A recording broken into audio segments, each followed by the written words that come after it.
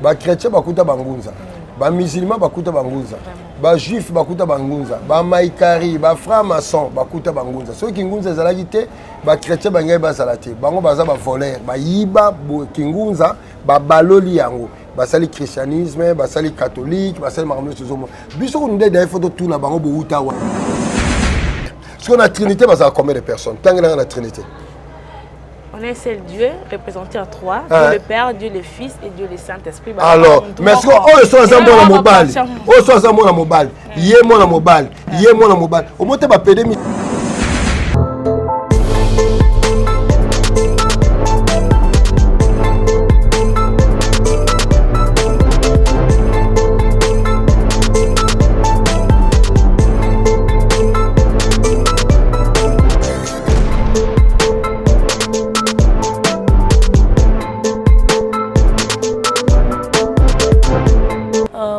Bonsoir très chers internautes, très contente de vous retrouver encore pour notre nouveau numéro de notre émission. Émission, elle sera toujours là pour faire plaisir à tous nos abonnés, à tous les abonnés de Mosako Lishako TV. Et si vous n'êtes pas encore abonné, c'est le moment. Je vous invite à vous abonner massivement, vous ne serez jamais dessus. Le lot, comme toujours, émission, c'est une émission 100% chrétienne, toutes les cultures, tout le toujours bon Zambé. La Nzambe, le monde, la vie actuelle, il y a bana Nzambe na kati ya monde. Nenge le micro na biso ya Mosako Lishako TV et c'est peli quoi ko visiter bandeko na biso il y a église au abing na kombo ya Bangunza avec qui on va beaucoup parler, on va développer beaucoup de choses. Je crois bien que ba téléspectateurs na biso mususu ba ignoraka peut-être ba doctrine na bango ndenge ba évoluaka na culture na bango ndenge ba salela Nzambe donc bango vraiment le lot parce que le to solo na bango vraiment mingi et nata le lot na paroisse na bango avec je sais pas comment dire papa ozo kamba na kacho sika na kombo ya papa Chikeva Fumutikeva de to solo na vraiment mingi to ba ko développer makamango toujours dans le cadre de faire plaisir à tous nos abonnés. Et voilà, je suis déjà avec mon invité. Papa, bonjour. Yenge Keno, maman Nangaï. Bonne santé, bonne vie, évolution maramnyoso. Santé za malamu, santé za malamu. Po tango zana kimbango za nzamba mukini mobimba. Makamnyoso za malamu parce que fumu nzambi kimbangu ye wana zo kamba biso na nzela bakoko na biso. Akosala ete bakoko pe na ndeko na bandeko na so bisimbi bazala na yo po ete nzoto za malamu po ozoma ko sa mission batindo na mokili. Vraiment, merci beaucoup et un grand bonjour à mon boss, papa Michel Chako et maman Julie, à toute la famille Chako. Je vous dis un grand bonjour depuis quelque part dans le monde. Papa, c'est vraiment un grand plaisir déjà de vous permettre de vraiment temps et vraiment mingi concernant Fumukimba ou concernant vraiment religion au Bondimela. En fait, vraiment Bangunza babimela wapi? Bangunza babimela ndenge nini? Babimela ndenge nini kelelo toyeba Bangunza toyeba bino vraiment na mode. D'abord pour yeba, il faut bana d'abord na kombo. C'est ça. Ngunza elobi mama, naza mama o asali mokili. O ya boti mokili. Eza lokola ozomituna mama nanga bimela wapi? O okuta mama na yo. Donc bref, Ngunza ni koloba Nzambe. Nzambe asali mokili. Donc quand mutu ba bengi Ngunza, ngolo azali moko ya Nzambe o basali mokili. Donc Bangunza to considérer bango lokwa baza ba Nzambe ya Ngunza ngolo ba mama mokili mobimba. Mama. Donc Ngunza ngolo ba mama aboti mokili. Ngunza eza prophète. Nzambe o asali mokili o ebimisi biso nyonso na mokili ba nzete ba nyama na batu. Ye moko azali Ngunza liboso, azali mama ya liboso. Oya boti moki. Et puis biso batu o tozali elilingi nae, tozali modèle nae, tozali lolenge nae, tozali pe bangunza banzambe ya mikie na nzela nae. Vraiment, merci beaucoup pour la réponse. Ceux qui vraiment les téléspectateurs va comprendre bien Ngunza ils ont représenté maman oyo aboti mokili yango esali ke bino bangunza boye banana kombo ya bangunza. Oui, exactement parce que Kingunza e bandi tango mokili salami. Tango Nzambe amoni sonaki na mokili azali Ngunza ezalo kola yo oyebi mama na yo tango aboti yo mama mais tango azaki jeune tanga balaki na nte yo ebaki ete mokolo abotaki yo nde ayebanaki mpa na yo donc kingunza elingi koloba mokolo oyo nzambe ayebani na mokili lokola mama et biso nyonso tobimi na nzela ya nzambe wana oyo tozali bamuntu tozali mpe bangunza tozali mpe banzambe lokola ye. Bon, merci beaucoup pour la réponse.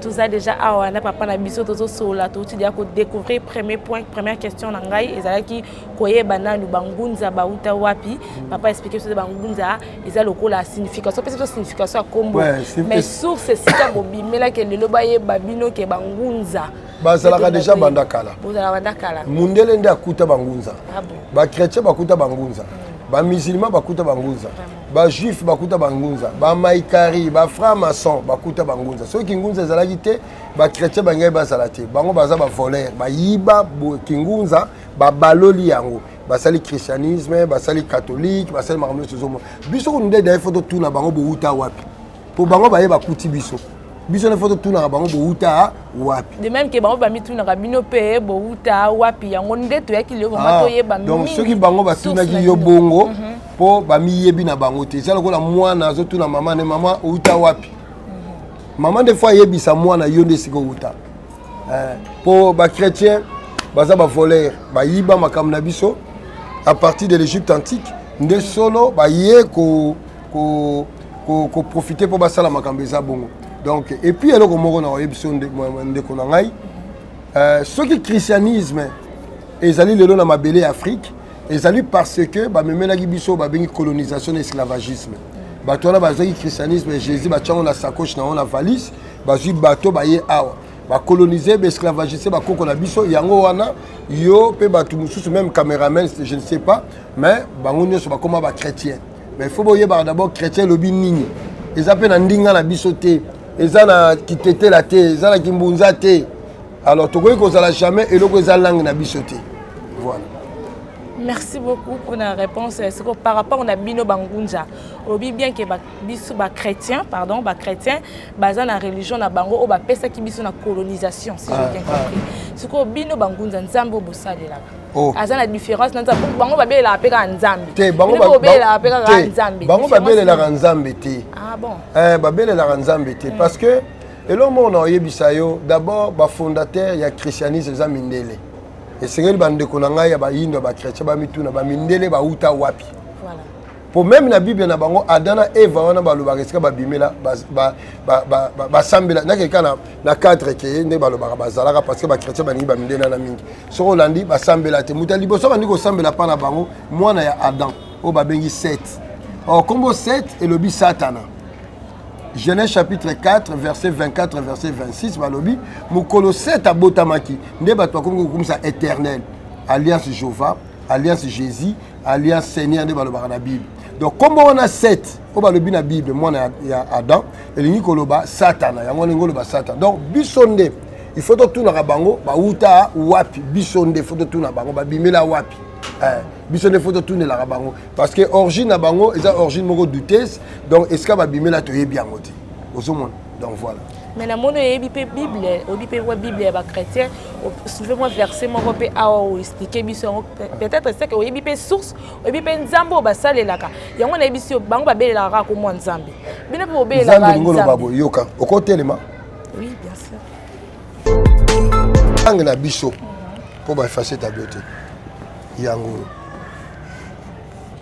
nza ezaka nzambe te nzambi omoni mbi oyo engolo ba mwinda oyo ezanga suka la lumière infinie kozana créateur mokili c'est ça nza oyo pa na biso ni koloba mokili to mutu donc en français cosmos univers monde et puis être. Donc, Nzambi elingi koloba le monde infini. Mokilo eza na bandelité et après la sukate. Nzambi elingi koloba l'être infini. Neti yo ozali Nzambi. Vous comprenez? Et Nzambi elingi koloba mokilo eza ngaso ya koka lobaka lobby. Ceux qui oya mercredi pendant koloba lobby na roya. Ce qu'on a dit lundi pendant le lobby n'a pas été donc lobby c'est-à-dire un temps éternel où ils ont des bandelités ils ont la soukate donc bakoko na biso basalaki mokili na bango en fonction ya loi oyo etambwisaka mokili loi parce que nzambe asali mokili azali loi nzambe elingi oloba suni tata na mama nzambe yango des principes mâle et femelle unifié yango esali mokili yango ozalaka na maboko mibale makolo mibale ozomona tout la vie na yo oza na vie moko conditionné na loi wana nzambi c'est la loi oyo conditionné biso il faut tosala toujours eloko tozala mibale misato moni tosala émission soki cameraman aza te moye émission esalama eza te alors soki mpe caméra eza te moye mpe émission esalama eza te donc il faut à la base bozala mibale mpo osalele soki ofo mituna bango sikoyo nzambi na bango aza nani mpo nzambi ezali principe mâle et femelle yango nde botaka troisième donc nzambi na bango ezali kipede homosexualité yango monaka nzambi na bango mpo nzambi na so aza tata na mama mais baoyo baza champion na homosexualité eza mindele oyo bamemela bino bible yango moni voir même à partir de 2017 babande kolongola loi ke bapede banyokama su te comment autoriser na poto pede akobala na kati église na baéglise catholique basango bapede bazali donc nyonso eza lié na christianisme kaka mais oui lié na christianisme par rapport à quoi nde olobi ke bapede obi ke oui eza lié na christianisme luka kombo pede pa na biso kombo pede pa na biso ezalaka te homosexualité luka yango pa na biso ezali te homosexualité ngo loba une pratique sexuelle entre deux principes identiques yango bimisa ba lesbienne yango bimisa ba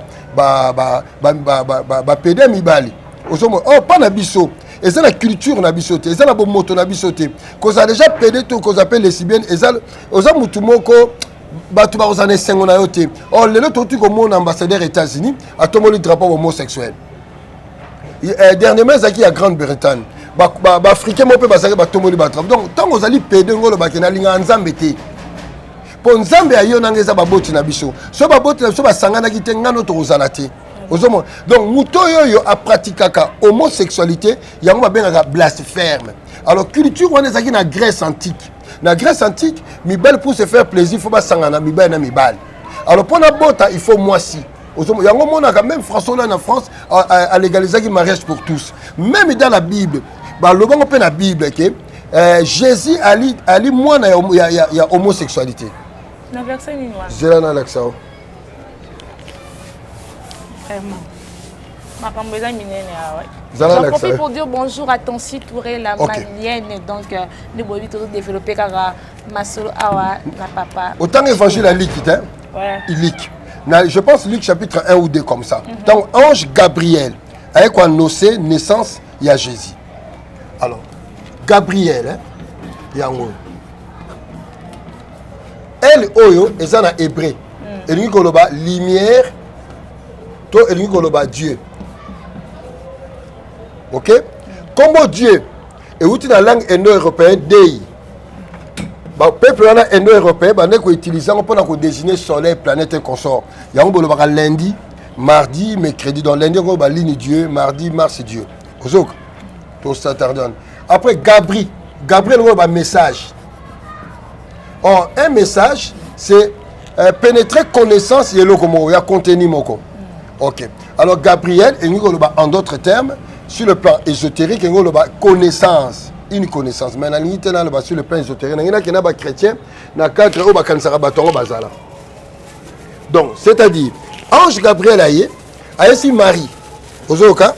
Abi Marie, Nzamba Bifobota. Comment Marie, Ezali, Combo égyptien. Égypte, quand on dit Égypte, pas l'Égypte Oyo. Égypte antique, Ezali Bayindo. Il y a Mary.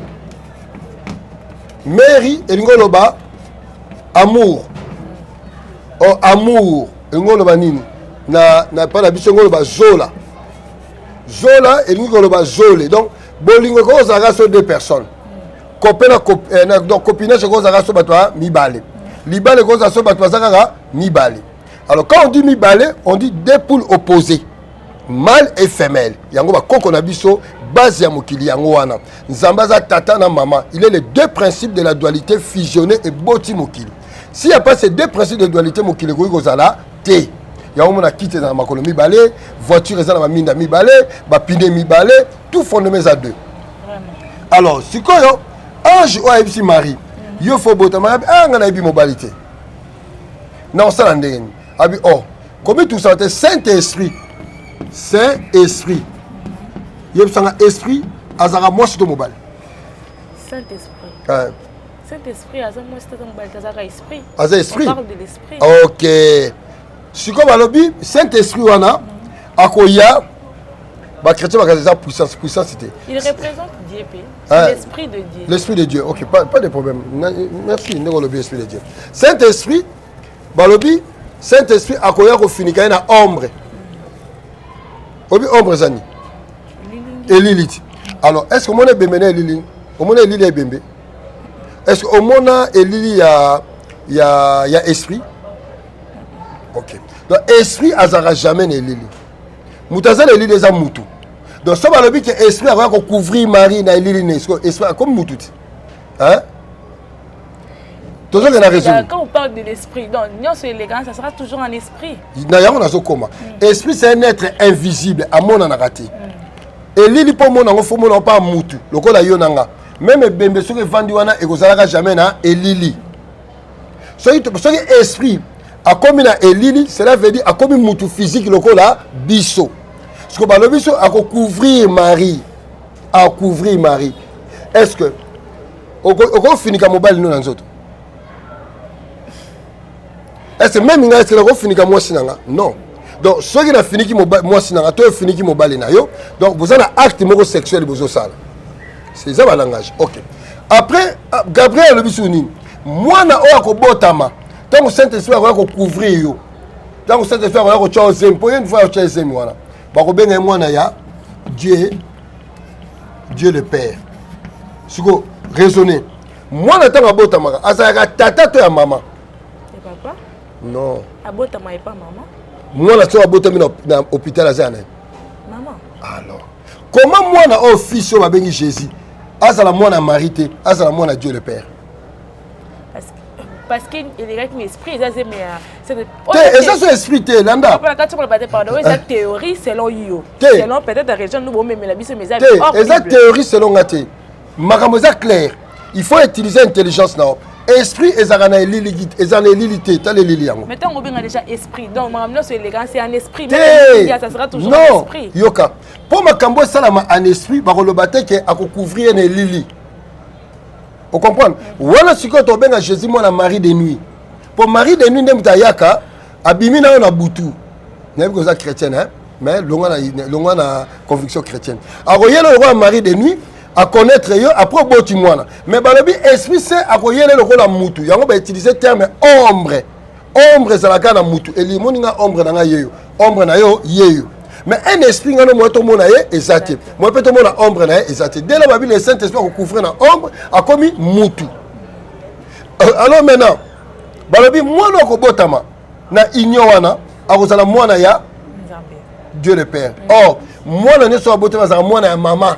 Même na poto so moi sinanga boti ba tshaka kombo ya mwasi. Moi na tout na mokina azala mwana maman. Alors ce qui siko Dieu le Père azali maman. Il y a Dieu le Fils au Babéni Jésus. Donc papa n'est pas né. Papa n'est pas né. Ils ont le Saint-Esprit utilisé qui Marie selon Bible. Papa n'a eu. Qu'est-ce que tu as dans la Bible? Tu as dans la Bible. Papa n'a eu au Saint-Esprit. Pour me tacher Marie Zemi. Le corps à moi là. Tant que le Saint-Esprit, on voit déjà l'Esprit de Dieu. Peu importe. Saint-Esprit Moutou. Ache Marie Zemi. Vous comprenez? Ache Marie Zemi. Marie a beau Dieu le Fils. Babéni moi la Dieu le Père. Parce qu'on a Trinité, mais ça a combien de personnes? Tant que la Trinité. On est seul Dieu, représenté à trois. Dieu le Père, Dieu le Fils et Dieu le Saint-Esprit. Alors, mais est-ce qu'on soit ensemble dans la mobile? On soit ensemble dans la mobile. Yé moi la mobile. Yé moi la mobile. Au moins, tu vas péder Misato. Bah, péder, oh. Mais au moins, on s'en tient. Vraiment. Ah ouais. C'est la théorie, non? Oui, pas théorie, c'est la théorie. Et ça, réalité. Quand on a écrit, on comprend le sens. Quand on parle de la famille, c'est maman, papa, na moine. Donc normalement la Trinité, il faut attendre Dieu le Père, Dieu le Fils, Dieu la Mère qui est Marie, ou même qui zémina il y a 9 mois pour abota moi na Jésus. Dès lors bah exclure Marie, bah exclure hier à sauté, bah remplacer Marie na Dieu le Père parce que hier n'a comme maman à Jésus. Donc Dieu le Père a moi na mobile a jouer un rôle. Il y a moi aussi, de tout le monde a mobile monsieur comme Tatiana. Saint-Esprit comme Dieu Yéwalande Dieu ya mobali donc parce que mtachaki zemi wana ya obabi azaki na ombre ne aya coucher Marie et Jésus a bimi fils na kati na union wana bimi fils donc ezali c'est ça qui est le fondement de l'homosexualité dans la Bible. Merci beaucoup pour les alors ce que Dieu na bango yoka ce que Dieu na bango tunenga nzambe na bango za mpungutu lendo te nzambe na bango za maweja nangila te nzambe na bango za mungu baba te nzambe na bango azali kalunga te azaki mbangu te nzambe na bango azali Yahweh alliance l'homosexualité yango mona homosexualité ezali lokomo ya fierté ya esengo pour ba mindele. Donc il y a un moment où légaliser on a pas poto les lots on va prendre yo tu peux aller vérifier le pape a un projet à longo là verset qui interdit l'homosexualité parce qu'il faut pas péder à la laisse et eux aussi église protestante na poto comment qu'on célébrer mariage homosexuel on a même moment la Bible na bango le que l'homosexualité on nzamba bomaka Sodome na Gomorrhe il y a contradiction. Le christianisme, c'est une religion. Il y a facette, il y a amour, mais quand tu vas pratiquer l'amour, vraiment, merci beaucoup. Mais il y a un par rapport à la théorie dont tu expliqué, Dieu le Père, Dieu le Fils, na Marie, non? Quand on parle de la famille, partout dans le monde, même en droit, quand on parle d'une famille, on voit papa, maman, Naban. Mais... Alors maintenant ici, quand on dit Trinité, c'est quoi? C'est une famille. Une famille qui est représentée par le Saint-Esprit, le Fils et le Dieu le Père. Au moins papa, au moins après Dieu le Fils, après Dieu le Saint-Esprit. Mais Bayeb Sabiso, Dieu le Saint-Esprit, Azali moi si, toi ça mobile. Mais dès lors tu as zemi, Azas moi cité. Mais papa, si on dit que tu la Marie, selon moi Bible, moi qui au petotanga, tu la Marie. Tu la Marie, pourquoi? Parce que la Trinité est bandara depuis le commencement. Quand? Depuis le commencement. Parce que si tu as bien dans la jeunesse, Dieu nous a mis en salle que créons l'homme à notre image. Quand Dieu disait créons l'homme, il faisait allusion parce que c'est au pluriel. Alors déjà le Père, l'Esprit Saint et le Fils. Et ça le coup à passer à l'Okosaki. Vous allez expliquer une personne à l'Okosaki. Vraiment. C'est là. Non, pour la Marie, parce que Marie. Oui, vous avez raison d'avoir dit ça. Balobi Genèse chapitre 1 Elohim créa Berish Bara Elohim Ezabol radical im on va pluriel il y a elle Yangwana au commencement les dieux tu vas traduire au commencement les dieux Moneza Dieu aux Trinité Trinité c'est 3 Trinité c'est 3 mais Dieu est à pluriel. On ne sait pas ils sont combien. Bagos à 100, bagos à 800. Quand on a dans la Genèse chapitre 1, Dieu dit faisons l'homme en notre état, faisons. Verbe faire. Nathan présent, il n'a pluriel. Faisons. Faisons ici et préciser ce bazar combien. On ne sait pas le nombre. Bagos à 800, bagos à 400, bagos à 500. Il faut passer dans la Bible bien. Qu'il lise bien la Bible. Faisons l'homme à notre image, notre, pronom personnel au notre. Donc, comme je suis ébélé, le nombre n'est pas précisé, déterminé. Donc, ici, ce n'est pas la Trinité, c'est pluriel et abat. Donc, mais en esprit, Jésus déjà était non, nous comme le maman. Nous comme le Bazali, pour ça, c'est la Kabbale, la tradition kabbalistique que je maîtrise bien, maman. Bazali 72. 72 génies de la Kabbale. Babanana Aïn. Aïn sauf ti c'est ça qui est lié au chiffre 13 bon les belé na betango ti na koma boy donc Jésus azalaki awati d'abord combo Jésus zo lo banyo lo bani combo Jésus ngol ba tout simplement connaissance combo Jésus connaissance la connaissance de quoi la connaissance de la Kabbale lui-même dans la Bible na Apocalypse chapitre 22 verset 13 si je me trompe pas alors je suis Lucifer étoile brillante du matin. Si tu as la Bible, il faut que la Bible t'en assure. Vraiment. Donc, le christianisme est une religion malaire. Comme religion religare, c'est lié à la divinité moroboy. Donc, Jésus dans Jean chapitre 8, verset 50 à 58. Avant que Abraham soit moi, je suis. Or, je suis, et Yahweh. Yahweh, Yahvé, tétragrammaton, YH. WH. Jéhovah. Donc Jésus a le titre. Il y a Lucifer, Satan dans la religion chrétienne. Vous comprenez? Donc il n'y a pas de trinité là-dedans. La Bible n'a jamais démontré dans le livre en Genèse, quand on dit faisons, on parle de trois. C'est faux. Faisons, c'est le pluriel qui n'est pas déterminé. D'accord, merci beaucoup déjà papa. Je ne sais pas si ton courant merci. pour bien parler.